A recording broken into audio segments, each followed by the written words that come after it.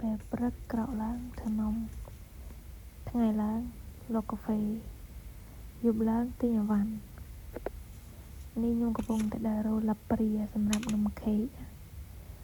យើងរកបានលាប់ព្រាហើយទីតាំងរបស់លាប់ព្រានេះលាប់ព្រាដែលយើងប្រើសម្រាប់កូននំខេកតូចៗពេលខ្លះតម្លាក់តាមអនឡាញដូចតែគ្នាទេតែពេលខ្លះមកទិញដល់កន្លែងសារបរិមាណយើងត្រូវមកទិញវាតិចតួចដែរand then យើងរកមើលឈីភាគច្រើនអីវ៉ាន់ទាំងអស់នេះខ្ញុំទិញនៅតំបន់ដែលខ្ញុំរស់នៅអត់មានហើយបើតម្លាក់លេខយើងត្រូវដាក់ធុងទឹកកកអញ្ចឹងវាពិបាកក្នុងការដឹកជញ្ជូនអញ្ចឹងហើយខ្ញុំសុខចិត្តមកទិញខ្លួនឯងបដ and then យើងត្រឡប់ទៅវិញហើយ